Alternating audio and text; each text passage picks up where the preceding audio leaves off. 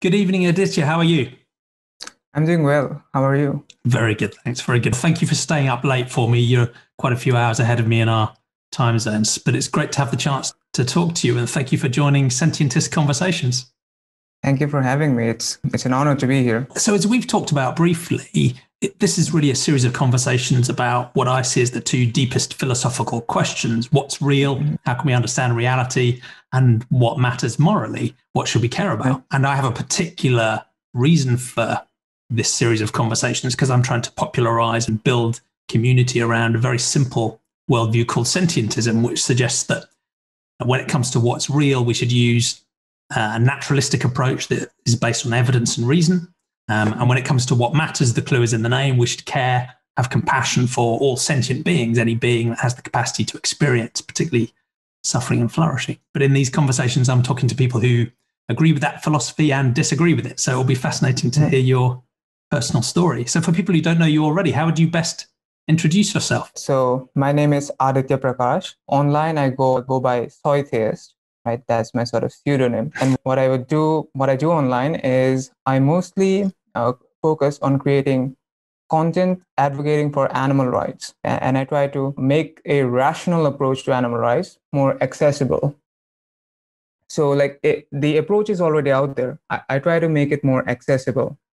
And one more thing that I think is absolutely crucial for animal rights is a sort of straightforward and direct approach, right? And most people, when they talk about animal rights, they try not to take too much of a straightforward approach because they fear, for good reasons.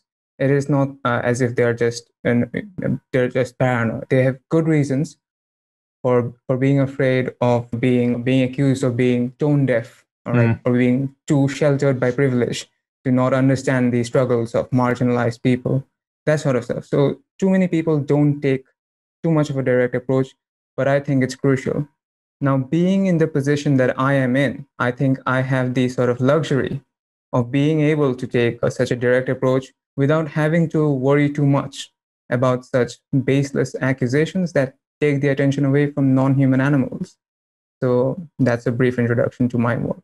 That's great. Thank you. And one of the things that drew me to your work was clearly that combination of a naturalistic approach, evidence, reason, and something that's based on science and rationality, and a clear concern for that goes way beyond the human animal to non-human animals. Yeah, it'll be interesting to explore your work in more depth when we come back to thinking about how we can make the future better for all of us. But I like to start with the first of those two deep questions, that question of what's real. And for many of my guests, that's a story about whether they grew up originally in a naturalistic, atheistic, more scientific-minded family and society, or one that was more spiritual, supernatural, mystical maybe, and how their philosophy has shifted over time to the degree that it has. So it'd be great to know your story. You can wind the clock back as far as you like. And clearly living where you do, you have some particularly interesting context for these. I grew up, as most people watching will probably not be aware. So as you can probably tell by just, looking at my face, I'm Indian,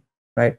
But I'm not British Indian. I'm not like Indian American. I'm Indian. I live in India. And from as far as I can tell, India seems to be like a far more religious oriented society than the Western world. I've not been to the West, but from what I can see, India seems to be far more religious. Even though I was as I was growing up here, religion was a big part of the culture around me. But the thing is that my parents, although religious, never pushed that too much onto me. They were religious themselves, but they never quite felt the urge to push that on me. So even though I saw it around me in my own home, it was not much of a big thing. And whenever I would ask questions, as any child does, so usually my peers and I would ask the same questions, like where do we come from? Where does life originate, for example? And although as a child I would not have phrased it like that, I would just ask where did all these animals come from? I asked that to my father, handed me a copy of The Origin of Species and told me that you should read this when you get older. So that's the kind of upbringing that I had. Yeah, wow. And so there's that. But my parents did believe in God, right? And I was never much into that. And as I grew older and I read The Origin of Species, I looked into these issues more. I never started believing in in a religious worldview. And the more I read, the more I became convinced that there is not sufficient evidence to support the claims of a religious worldview. And so where I ultimately ended up is that I am not convinced that there is some supernatural entity, and I'm not convinced that there is a sort of creator of the cosmos. And interestingly, what happened is that my parents, because of my worldview shift, not so much a shift, because of my own journey and my conversations with them, they became less religious. Like they were not like very religious to begin with. They believed in God, but as far as I can tell, they believe their religious beliefs are like less important to them now. Yeah. So maybe their beliefs have become more about the culture and the community and less about the supernatural. So as you say, it's an interesting journey because it sounds like you never really held supernatural beliefs originally. You just became more solid and more confident in the fact that they were justified and well supported. So it sounds like intellectually that was quite an easy journey for you. And it sounds like it was quite an easy journey for you and your family as well, given your parents weren't pushing a religious worldview. They were quite open-minded. They were comfortable for you to explore, and being given the origin of the species is a great introduction. I still have it there, but it's quite far away. I think that for me, like I never quite struggled with this. I think that's a good way to put it. I never quite struggled with the religious part, like of my worldview, religious or like supernatural parts. And has that ever presented any challenges in terms of wider society beyond your family, or is it something that again has been, reasonably easy to incorporate into? Not really. Like people ask questions, right? People are like, I would imagine people are less used to someone who does not believe in God here. So they do ask questions. What do you believe in then? Like that's sort of typical religious questions. And for the most part, they're they're not trying to one up me or anything. They're like genuinely curious. What do I believe? Yeah. I'm quite happy to answer those questions. And of course, there's some kind of in terms of my own belief, right? Like here's what I believe, and as far as the supernatural goes, when I've discussed that, I've not really faced much of a backlash, but there has never been any challenges. But if I ever criticize religious beliefs, that of course is a different story. So if I criticize religious beliefs, then of course people get defensive, and I think I have to be more wary of that here than someone would have to be in the UK, maybe. Yeah, absolutely. Thank you. And one of the reasons some of my guests have moved away from a religious worldview is because they, I guess, felt a rejection for some of the ethics that they saw within a religious worldview. And that might be homophobia or sexism or caste discrimination or threatening children with hell if they don't follow the right set of rules. So for some, it was really an ethical journey that led them to reject religious worldview. For others, it was more one of fact and evidence and reason. And it sounds like yours was much more along those lines, where you just didn't see that the evidence supported the story. Was there any degree of looking at some of the ethics you might have seen in the religious worldviews around you, or was it more about evidence, reason, and fact? It was certainly more about like facts and the evidence, and about the ethics. I think a straightforward reading of a lot of religious scripture leads to conclusions and worldviews that are like completely at odds with what a regular person would consider to be moral. Yeah. But as I've looked into it, I've realized that no matter what the scripture says, you can sort of bend it and adjust it to fit your worldview. And for that reason, there are like the vast majority of the world's religious people are perfectly moral people. So I think, although a straightforward reading is it leads to absurd and quite horrendous conclusions, I think religions, they don't have a sort of true version. There is no such thing as a true version of Christianity. This is what true Christianity teaches. Like people say, like true Christianity is about love. Some people will say no. It's actually true Christianity is about really being really vengeful and hateful.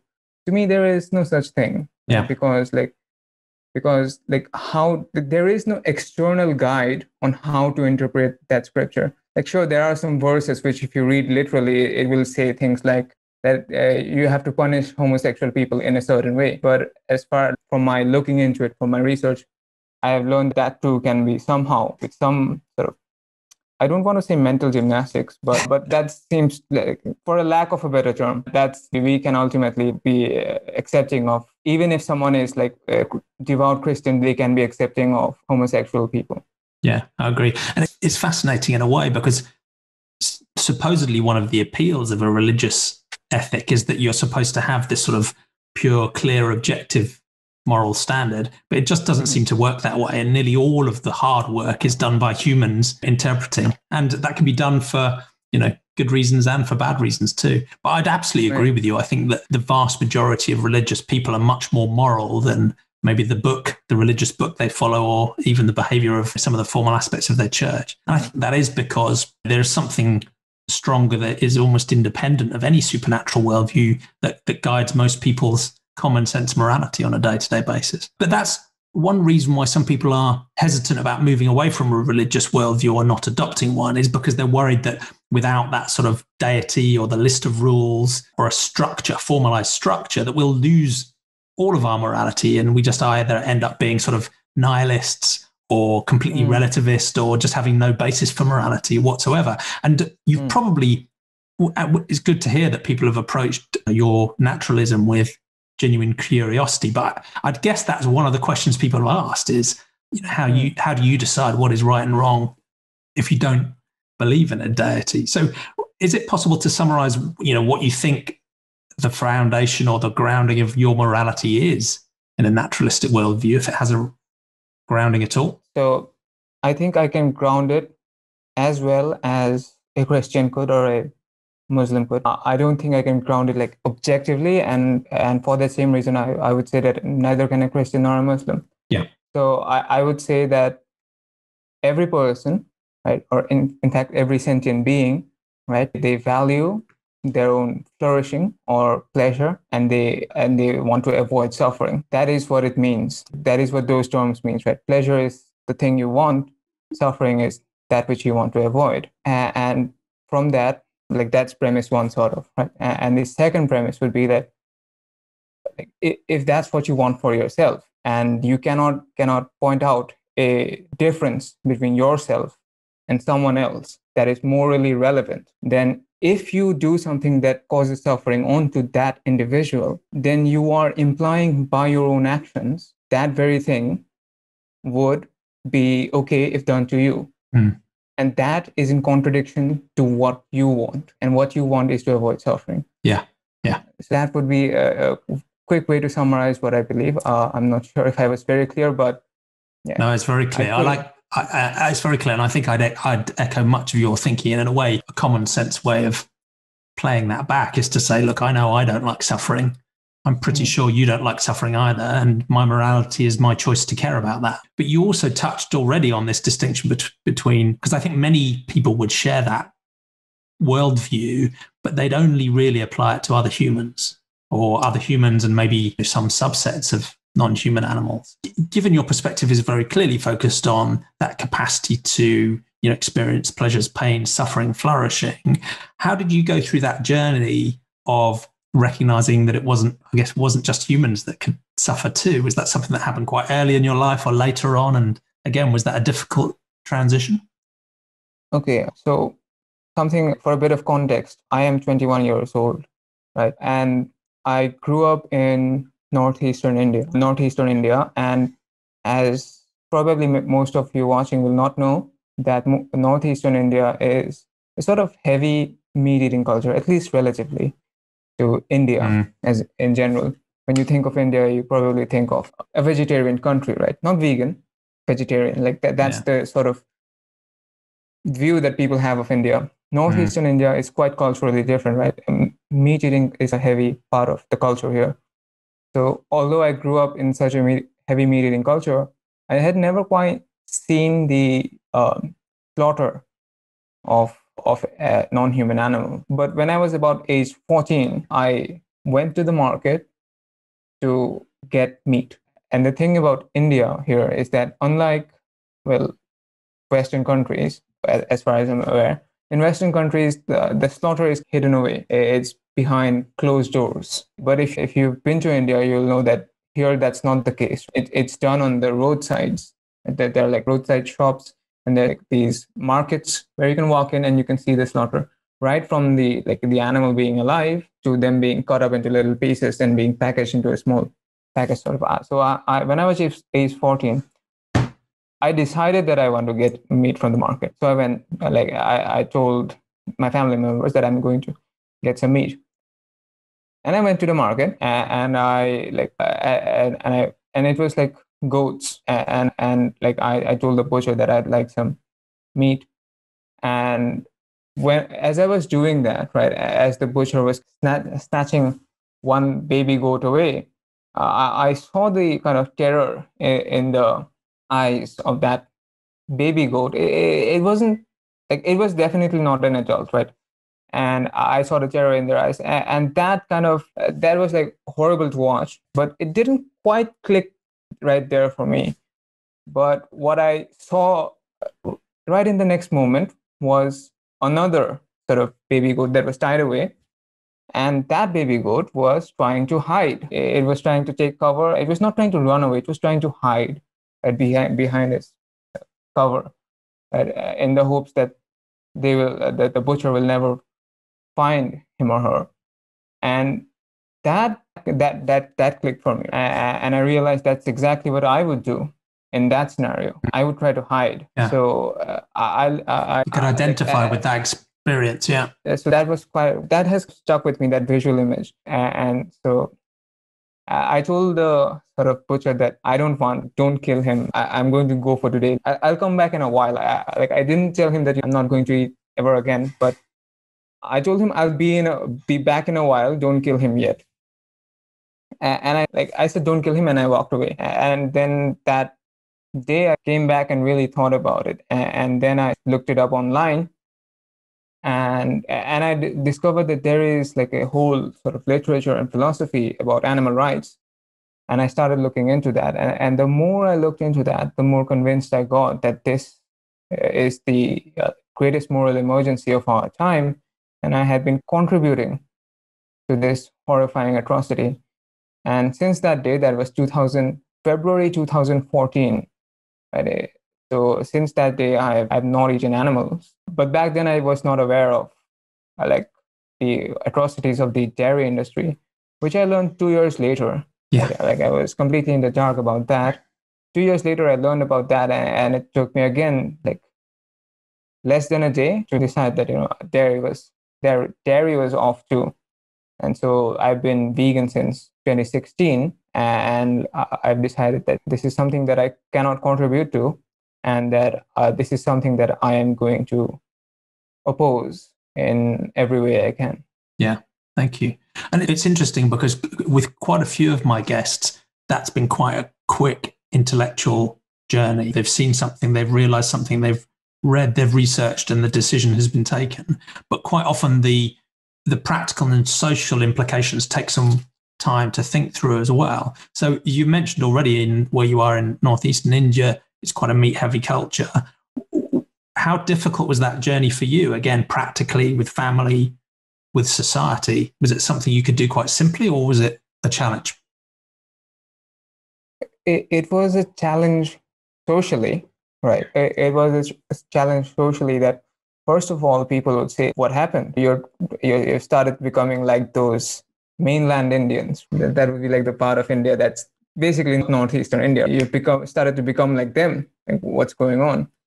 And so that struck. And I have a lot of friends and family. So everyone would say the same thing. But once I had that conversation with one person, I would not have to repeat it with them. I was very clear about why I was doing this.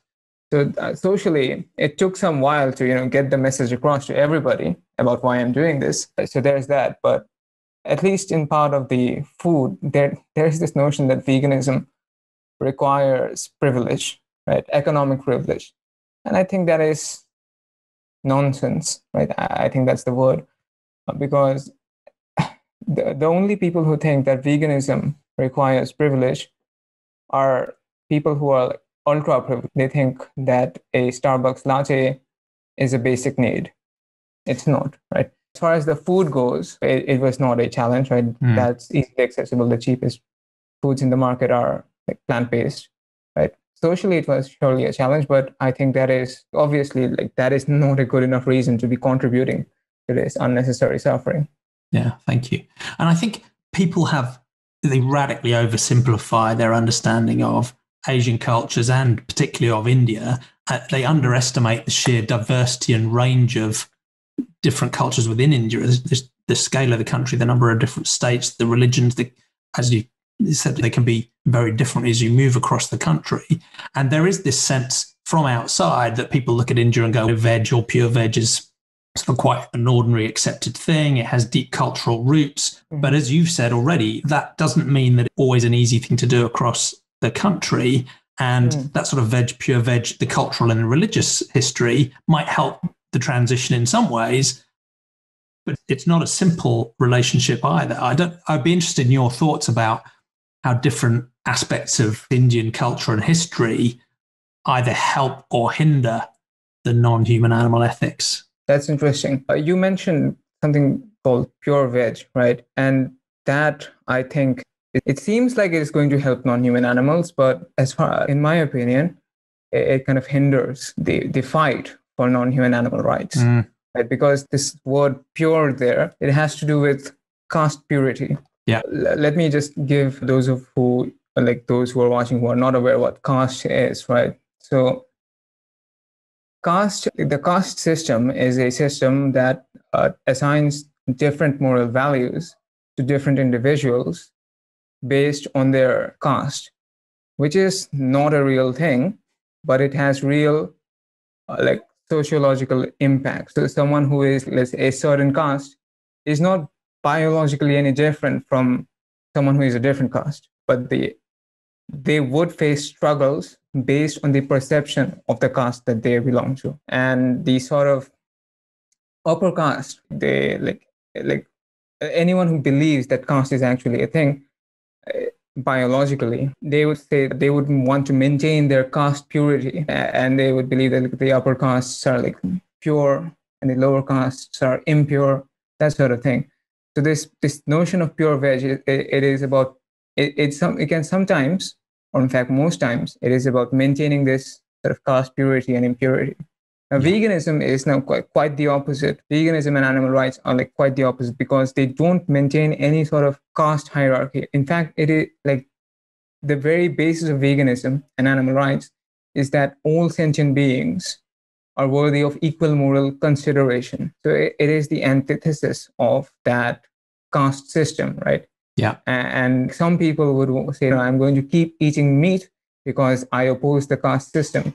And that is quite ridiculous, because to do that is to look for your place in the hierarchy of the oppressor. You're saying that since those upper caste people, they don't eat meat, and so I'm going to suppose eat these animals and oppose this caste system. But again, that's you're just creating your own caste system there, where you put non-human animals. Yeah, it would be saying I'm gonna perpetuate one form of oppression as a misguided attempt to resist another form of oppression, which seems bizarre. Yeah. And it's interesting because I think you're right. What I guess you and I share is not a motivation that's driven by the environmental concerns of animal farming. It's not driven by personal health or a personal purity motivation. It is driven by, what you laid out before, which is a genuine moral concern for the experiences of other sentient beings. And that's the point. And there are some traditions that can lead to something that seems like a vegetarian or a vegan diet for different reasons, but that rationale doesn't necessarily align with the ethics that you're trying to lay out. As far as I can tell, the oppression of non-human animals is the world's oldest hatred, and like to look at religion, which doesn't have the best track record with human rights, even human rights. I think to look at religion to be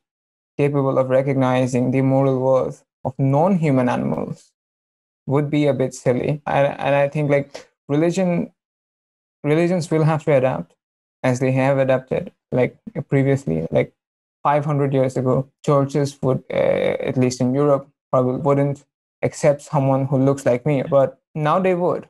And I think the same will happen for the liberation of non-human animals. And that, no, as far as I'm aware, like obviously there might be some religion out there that kind of accepts the rights of non-human animals. But as far as I'm aware, there is none right now. But eventually, like it will adapt. Right? Religions will have to adapt as they have adapted. I think they will have to adapt, and there are, some religious ways of thinking that do extend compassion beyond humans. So if you look at Rastafarianism, or there are some sects of Christianity or Jainism, Buddhism with concepts of ahimsa, which runs through many different religions. There are some religious ways of thinking that already go in that direction.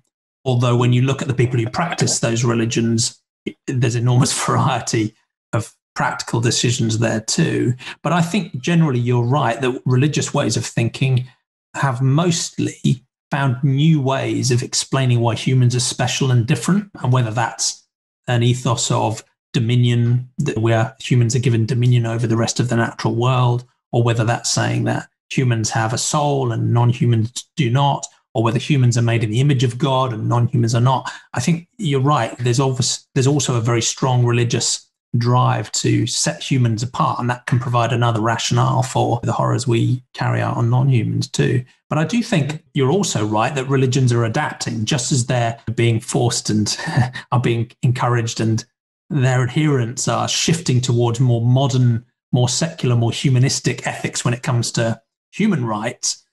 Mm-hmm. And there's so far still to go, but they are moving. I think the same thing will happen with non-human animal ethics as well. And you can see that there's groups like the Animal Interfaith Alliance, and there are groups within many different religious organizations that are trying to push their religion to get more serious about non-human animal ethics as well. And while I'm not religious myself, more power to them, just go faster.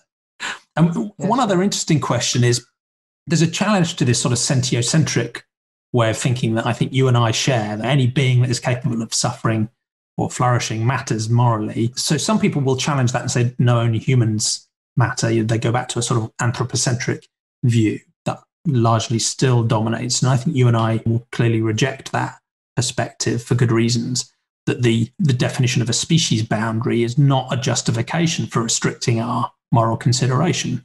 But there's another challenge to a sentiocentric or a sentientist worldview, which says, hold on, you're not going far enough. Surely all living things matter, or all ecosystems matter, or the planet as Gaia matters directly morally. Shouldn't we be thinking about a biocentrism that gives moral consideration to plants and other living things, even if they're not sentient? Should we think about an ecocentrism that gives rights to rivers and rocks and mountains and ecosystems and species? What do you say to those types of challenges, that maybe you and I aren't going far enough and non-sentient things matter? I have no problem with giving like moral consideration to every being. So the thing that I would say, I'm not for the same rights for humans and non-human animals. I am for the same moral consideration. So let me explain that. For example, and it's not something special I'm doing here, right? We do this all the time. So for example, males don't have to be given abortion rights. Doesn't make sense. It doesn't mean that you're giving some kind of, you have some kind of bias for females. No, you've given both males and females equal moral consideration. And regardless of whether or not you think female humans deserve abortion rights, which I think like abortion is immoral, but regardless of that, we can agree that males do not deserve abortion rights. It does not make sense. Yeah. So in the same sense, non-human animals don't have to be given the same rights. They have to be given the same moral consideration. So if they can suffer, we should not cause suffering onto them. So if you want to give moral consideration to a rock, I'm not stopping you. You can. So the argument for not causing suffering onto a pig would be because the pig can suffer and there is no morally relevant difference. So we should not cause suffering onto a pig. A rock cannot suffer. So it's meaningless to discuss should we cause suffering onto a rock. Like the rock cannot suffer to begin with. Yeah, I think I like that way of putting it, because in a way you're taking a sort of consistent approach to almost every entity, But you're saying, let's think about its own perspective and what it needs and what its interests are. And clearly, if to the best of our scientific knowledge, it's not capable of having any interests, that puts it in a different context. And it still means we can see real instrumental importance in those things. The reason I care about the environment is because it's so important to all of the sentient beings that live in it, including humans. But that's different from thinking that the earth has a Gaia or a rock or a river or a tree or a plant has the same sort of experience and therefore interests as a sentient being. That I think is a misconception that many people have. And I was quite surprised when I watched this video by this channel that is quite popular on YouTube. It is called PragerU, right? And they have a video. It's called, I forgot the title, but it's about how secularists think that a human and non-human life, no, a human life and a tree is of equal importance or something like that. And the point, and they said environmentalists care so much about trees. The point to realize there is that environmentalists don't care about trees because they care about trees intrinsically. Like the point of caring about trees and plants is because like they provide an ecosystem for sentient life to flourish. That the point you made kind of reminded me of that video. Yeah, interesting. Yeah, they have fascinating content. Let's leave it there for PragerU. But it's interesting because I think that's certainly my style of environmentalism, right? The reason I care about the environment is because of its impact on sentient beings. But there are many people in the environmental movement who do genuinely claim to give direct moral consideration to ecosystems and species and rocks and rivers as well. And in a sense, I don't mind them doing that as long as they also grant proper, full, serious moral consideration to all sentient beings. Whereas I think most environmentalists talk as though they have a very generous moral consideration, but they still, as do most humans, exclude most farmed sentient animals and most wild sentient animals from their moral consideration. And I think when someone does that, when they say, look, I really care about the environment, but it's still okay for me to have my bacon sandwich, in a way it's exposing that their environmentalism is really just another way of expressing an anthropocentric concern. It's really, again, just about us humans and the concerns we have for climate change and global warming. It's not really an extension of moral consideration at all in a genuine way. It's just another set of narrowly human concerns. Yeah, I think I forgot that there was some animal rights philosopher, I can't quite recall, but he pointed out that too many times when we talk about climate change and environmentalism, we discuss about future generations, about what we owe to future generations. We don't owe future generations, like the concern for environmentalism should not be about what future generations deserve to see, because they don't exist. What matters is what is here and now, right? The suffering of sentient beings now. And if you're going to be so concerned about the environment has effects that currently affect sentient beings, and you'll have to look for them, right? Their suffering matter. And people don't realize just how many sentient beings exist. It's in the trillions. It's just a number of wild animals. I'm not quite sure. Maybe you do. We can look at the number of fish that are farmed every single day. It is like, not farmed, like they're caught, wild fish that are caught. Yeah. Like 2,700 million or 2.7 billion per day. And that is just a small fraction of all the wild animals that exist. So to not have any consideration for them and to be instead discussing future generations of humans, I think is a bit misguided. Yes. I know many people who do take the future experiences of future humans and future non-human sentience very seriously, and I do weight them as well. But I think I share your perspective that my priority is with the sentient beings that exist today. I have a concern about future generations too, but that doesn't, for me, outweigh the many trillions, quadrillions that exist at the moment.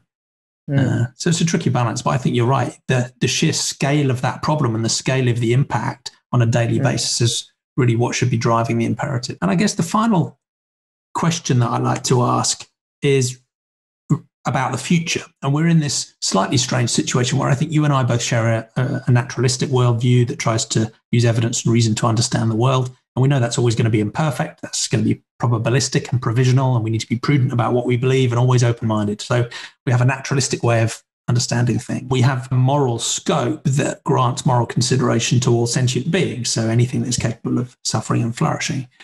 And I think for you and for me, although it took me much longer than you to get to those opinions, they feel quite solid. They feel quite well grounded. They feel quite well supported. And I'm sure we'd change our minds if evidence was presented that contradicted those points of view, but they seem like quite a strong foundation for both epistemology and for morality. But when you look around the world today at the other 7.8 billion humans, most people disagree with us. Most people disagree with us on the naturalistic way of thinking, because at least to some degree, they have some form of supernatural or spiritual way of understanding the world. Although, as you've implied, and most people on a day-to-day basis really use naturalistic, evidence and reason as they go about their day-to-day business.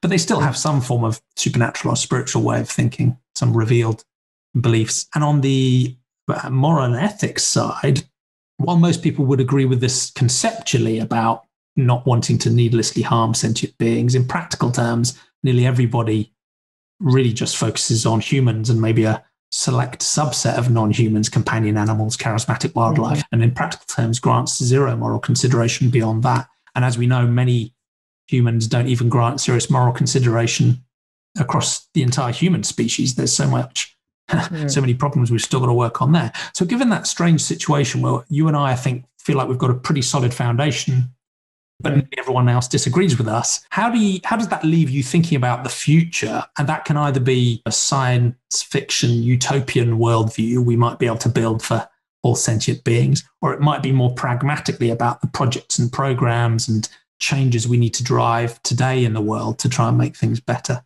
This is a crazily broad question, but yeah, how does all that leave you thinking about? First of all, I think that, as I said in the beginning, I think we'll have to start taking this more seriously. Like, we'll have to be far more direct with about animal rights. We will stop, like, people usually say things like, first let's solve the human issues, then we'll get to the non-humans. And when those kinds of responses are presented, like, too many people will say, but you can do both at the same time, or something like that. And I think we're going to have to stop doing that. We're going to have to emphasizing that, like, even if it is the case that you can, like, advocate for non-human animals only, that is good enough, right?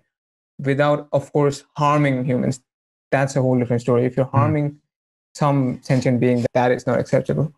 But I think we'll have to advocate for non-human animals in the same way that we would advocate for any group of human beings. So just as we would not accept someone saying, let's solve the problem for white people first, then we'll get to those other people. Like, just as no one would accept that, and no one would say something like, you can do both at the same time, right? No one says that. So similarly, we'll have to do it for non-human animals. And I think it is going to take some time. It took hundreds of years for white people in the past, right? It's not a commentary on white people today. It took hundreds of years for white people in the past to realize that skin color is not a good enough reason to withhold moral consideration. And here we're still work in progress. Still work in progress. Yeah. And here we're dealing with even a larger kind of biological difference, and an irrelevant biological difference. And so it's going to take some time, but I think, like, social progress is ultimately inevitable. I'm not sure of the exact quote, but I think it was John Stuart Mill who said that every sort of justice movement must go through 3 phases, right? First, like, when you present a sort of moral argument, people ridicule it, and the next generation thinks about it, and the third generation, it shivers at the thought of what the first did. Yeah. So I think that's always happened. We will shiver at the thoughts of what just our grandparents' generation did. And I could give you an example. So India, it was liberated from the British Empire in 1947. And in the early 1940s, there was a famine that was invoked in India by a matter of written British policy, where sort of food was being diverted from India to Britain to be stored as reserve stockpiles. Yeah. And the famine was caused, and the food just kept being diverted. And when conscience-stricken British officials wrote from India to the then Prime Minister, the British hero Winston Churchill, he wrote peevishly on the margins of the paper, like, "Why hasn't Gandhi died yet?" or something like that. And like, when current British people think about, that's not very long ago, that's less than 100 years ago, they shiver at that thought, right? Yeah. This is like less than 100 years ago. Yeah. And people don't realize the extent of these famines that were created in India as a matter of written British policy. So the estimated number is about 30 to 35 million on today's scale. And just for some perspective, that is on the same order of magnitude as the Holocaust carried out by the Nazis, right? The number is larger, but it's on the same level of magnitude. And that, again, was something that just happened less than 100 years ago. I think the same is ultimately going to happen for our consideration for non-human animals, that although people ridicule it today, although people are completely accepting of it, ultimately there's going to come a time when people will shiver at the thought of what we currently do to non-human animals. Yeah. And I found one of the things I find strange is that there are quite a few public intellectuals who will acknowledge that even now. They will say, it's a classic question to ask, what do you think future generations will condemn us for? And it's very common for people to say animal farming, animal fishing will be condemned by future generations, even by people that still participate in them today. So it's a very strange psychological phenomenon. But where do you think we are in that process so far in terms of being ridiculed, assessed, and looking back and shivering? And I'm particularly interested in how that feels in different parts of India at the moment. If that's something you can characterize. So, what stages do you think we're at, and how fast can we go? I think we're going faster than I would have imagined in 2016 when I went vegan. When I went vegan in 2016, I had to explain to people that I'm not indeed mispronouncing vegetarian. So there was that. But people are completely aware of what vegan means now. So I think we're in the very early stages, but I think we're moving very fast. And I think we have an advantage and a disadvantage. The advantage being that we have such fast means of communications, right? So like when we think of slavery in the past, whether it be the enslavement of Indians by the British Empire, or we think of the enslavement of Black people by the United States, we think that the slave owners, right, the people who, at least the slave owners whom we would usually, in other regards, we would think very highly of, for example, the first president of the United States, or the second or the third, where we would say things like, maybe George Washington did not know about the conditions of the slaves, right? We maybe like on their way from Africa to the United States. Maybe he didn't know. Maybe he did know. Who knows? Maybe most people were not aware of what was going on. Like maybe Thomas Jefferson did not know. So we that may be true, may not be true. Or maybe they just knew and they still didn't care. In today's world, we have the means to show to everybody what is going on and the horrible suffering that goes on. So there's the advantage. The disadvantage, I think that, let's use one example. So the disadvantage would be like just 30 years ago, it's 2021 now, just in 1991, gay rights would be like ridiculed. But today it's just widely accepted, at least in a lot of the part of the world where it was previously ridiculed just 30 years ago.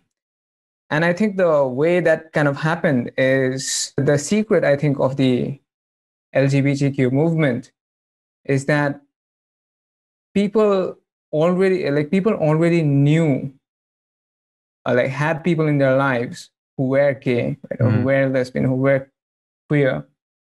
And they came out. They said, "I'm gay. I'm lesbian," right? And then people already cared about these people. They were their sons, their daughters, and so forth.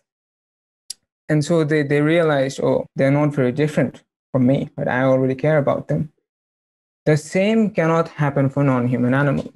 Like the non-human animals will never be able to speak for themselves. I think the gay rights movement moved that fast because like it had that advantage. The civil rights movement or the liberation of Black Americans, for example, took longer because people didn't already care about Black people, but Black people could speak for themselves. Or the emancipation of India, Indians could speak for themselves, although like British people didn't already care about Indians. So I think that's the disadvantage we have, that non-human animals will never be able to speak for themselves. They speak, but they speak in the language of terror. They try to run away. Yeah. But they cannot speak English. They cannot articulate why they deserve rights. So I think that's the disadvantage. Yeah, it's challenging. But I think you're right that those human social movements also can give us hope about how quickly things can change. And I agree. It does feel like in many cultures around the world, veganism is where vegetarianism was maybe 10 or 15 years ago in terms of acceptability, and moving slowly out of that ridicule stage, although it's moving at different paces in different countries around the world. And do you have a view about what is going to be the most effective way to drive that change? Because we've talked already about transparency. If people had the experience you had with the baby goat, or if they saw into the slaughterhouses, we've talked about moral argument and just explaining to people that the species boundary is not a rational reason to restrict moral consideration. Of course, there are all sorts of other rational arguments about climate change and human health as well that we could layer into that. We've talked about the implication for moral argument to lead to shaming and to driving individual decisions. But then you have more systemic changes as well, whether that's policy, law, regulations, labeling, transparency, again, driven from an institutional level, and then the availability of more ethical alternatives in terms of product availability and less harmful ways of running industries and living. There's an enormous range of different levers we can pull to try and drive positive changes. Do you have a sense as to which of those are more productive? Because it does feel that the center of these conversations really is about that moral argument, but it seems the moral argumentation seems to be quite a slow process with the human species, given the inertia of our social norms and our traditions. So do you have a view of which levers we need to pull? I think we need an array of different kinds of advocates. Right? Someone that people might be familiar with is like Earthling Ed. It goes by Earthling Ed on YouTube. His real name is Ed Winters. He's great with the calm approach, and like he explaining to people like at a very slow rate, like why we need to extend moral consideration to like non-human animals. And then there is someone like Gary Yourofsky, who is like very straightforward, and he says he's just very straightforward, right? He says this is what is currently happening to non-human animals is the worst moral atrocity to have ever taken place. He starts off with very strong points there, and I think that has its place. And I think we all need to work together, and that we don't need and we should not step onto each other's toes. I think that's crucial. And because different kinds of messages would resonate with different people, right? The way I speak would resonate with someone, but not resonate with someone else. The way Earthling Ed speaks would resonate with someone, but with not someone else. The way, let's say, Wells, like someone like Joey Armstrong would resonate with someone else. So I think this array of different kinds of advocacy and activism, I think, is crucial. Right? Because different people are receptive to different kinds of advocacy. The second point about systemic versus individual change, I think first we need to focus on individual change. So the 16th president of the United States of America, that is Abraham Lincoln, he ran on a sort of he campaigned on the basis of like abolishing slavery, and that's what made him the president, and that ultimately led to the Civil War, and like ultimately it led to the 13th Amendment. It led the abolishment of slavery. If someone ran today on liberating non-human animals, that person doesn't stand a chance at winning even like at the district level, let alone to the most powerful office in the world. So I think systemic change is what is we'll have to ultimately go for. But a systemic change cannot happen unless there is a strong enough support. Maybe it doesn't even have to be like 80% support. Like maybe if we could do just fine with just a 50% support, and we'll be able to cause that systemic change. But we're not at 50% yet, right? We are like 3% maybe. So I think we'll have to get enough people on our side, and and by that we'll have to focus on individual change first. And when we have enough of a support, we'll go for the systemic change. So I think there's that. Yeah, that's interesting. There was another question though, wasn't there? I forgot. It was too big a question. Was there another question? I think that covers it pretty well, because it was really about the different ways of persuading people to change, and then there's the systemic versus the individual. I guess the other question was, what role do you think, I guess, alternative products can play, and how important is that? Because there are some activists who will say, look, it's so hard to persuade people morally quickly enough. The percentage of people around the world who are vegan just isn't going up quickly enough.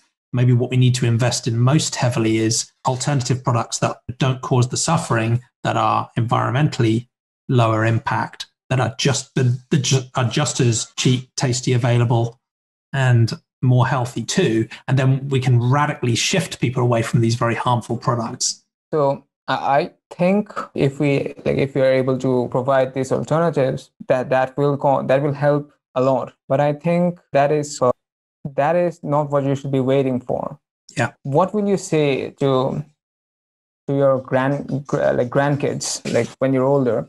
What will you say to them when they ask you, you have the option of like completely thriving on a plant-based diet, but you chose to eat the like animal-based food instead? What are you going to say to them?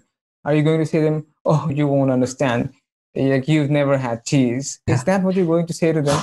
Because I pity the person who will have to say that. And while I think that this will help in like turning a lot of people vegan and not contributing to non-human animal suffering, I think anyone who has to wait for that is going to be ashamed, like when we ultimately get to the point, if we get to the point in our lifetime of non-human animal liberation.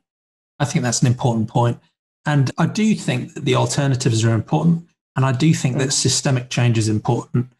But as you say, if anyone says, oh, I'm waiting for cultivated meat, or I'm waiting for the next Beyond Burger, or I'm waiting for this systemic change to happen, or I'm waiting for the collapse of global capitalism, and until then, I'm going to carry on doing what I enjoy doing and make no change. Yeah, it's very clear how hollow that argument is. And the sort of double standard that I'm seeing here is that it was last summer that when this one post that I just kept running across and everyone kept sharing it, it was about racism, but it applies here. People say, the quote was, in a racist society, it is not enough to be not racist, you have to be anti-racist. I think everyone has seen that quote by this time. And I'm not quite sure if I agree with it, that you have to be anti-racist. I think you should be doing whatever you're good at. But the people who shared that post, they realize that you shouldn't have to wait for a systemic change. If you live in a system that is biased against certain individuals, that is not an excuse for you to be biased. People understand that. But the same people, they say, oh, but as long as the system of capitalism exists, it's not going to be good enough. Like, no matter what I do, there is suffering to be caused. But just because there's systemic suffering, it doesn't justify you being a racist, and it doesn't justify you being a speciesist. And this is something like this is just one of the responses I think that someone could give to this argument about capitalism. And if you're resisting a system that causes harm, why would you continue to fund it and pay for it to continue if there are alternatives available to you? So I find that strange. If there was a political party that you opposed, you wouldn't become a member of that political party and pay subscriptions to it if you disagreed with what they were trying to achieve, and then say, it's the system, my personal decision makes no difference, right? If you're resisting a system and you have the alternative and you have the ability to do so, you withdraw your participation from that system, and that will hasten the systemic change as well. Yeah. So having said over all of that, in a way, some of the technical solutions we're talking about here are quite straightforward and quite simple. And they're also ethically quite simple as well, in that most of the conversations we're having aren't really about trading off human interests with non-human animal interests. They're really a win for the environment, for human health, for human interests, and for non-human interests as well. But the challenge really is one of human psychology and social norms and driving social change. How does that leave you feeling overall? Do you generally feel optimistic about the pace of change we can drive and where we'll get to? Or do you feel more pessimistic and frustrated? Recently I reread this book. It's not so much of a book, it's a diary. It's called The Diary of a Young Girl. It's by Anne Frank. She wrote this as she was in hiding from the Nazis. While she kept hiding, and she wrote this down. And towards the end of that diary, like after all she had been through, Anne Frank writes, in spite of everything, I still believe that people are really good at heart. That's the quote. And I agree with that. I don't think that people are like, although it can seem like people just don't care, that they just want to cause suffering and they don't care. It is not because they're evil people. It's just because they've had this bias indoctrinated into them at such an early age that it's difficult, not as difficult for the non-humans, obviously, but it stays there. And so, like, as long as we're trying to create this consciousness raising that non-human animals, they matter too, I think for as long as we're doing that, there's ultimately going to be change. Yeah, well, that's an inspiring and optimistic note to wrap up on. Is there anything else you'd like to layer into the conversation before we finish? I think that's about it, yeah. Yeah, well, it's been fascinating to talk to you. Thank you. What's the best way for people to follow you, subscribe to your channels?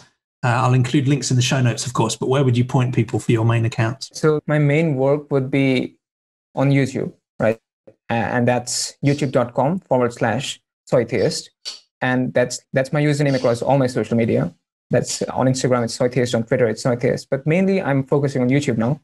And as I said in the beginning, I would approach these issues that like most people try to stay away from. So that there would be some videos, like people make these strangest videos. They say that veganism is colonialism, and they talk about some kind of, like, they make these strange videos, right? And most people try to stay away from that. But being in the position that I am in, I don't have to worry about being accused of being tone deaf or anything. I've lived the after effects of colonialism every single day of my life. So I can talk about that. There was this video by the BBC. It said, like, veganism is privileged, not accessible to all. And I responded to that, debunking every single claim that they made. So, like, that's what I do on YouTube. And I think that's the best place to follow me. And on YouTube, I do my more collected thoughts. Like, I'll think everything through. I'll put them, like, I'll organize them, and I'll like make a video out of it. Or if you would like to follow my more candid thoughts, that would be on Instagram. That's again instagram.com/soytheist. Yeah, those are like my two main channels, but I occasionally tweet as well. And again, that's twitter.com/soytheist. And of course, yeah, that's about it. That's great. Thank you. You have a distinctive perspective and a distinctive voice, and the Anne Frank quote is an inspiring way to end. So thank you again for the conversation. It's been a genuine pleasure to talk to you, Aditya, and it's great to have you in our Facebook group too. So thank you again, and I'll let you get some sleep now. Yeah, it's an honor to be on the podcast. Thank you for having me. It's a pleasure. Take care.